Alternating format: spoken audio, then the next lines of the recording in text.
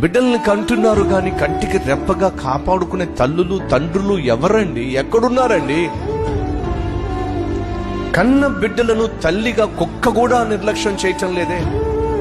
కన్న బిడ్డలను ఒక పక్షి నిర్లక్ష్యం చేయటం లేదే. అయ్యో, ఎన్నిసార్లు ఎంతమంది సహోదరులు వచ్చి, అన్నా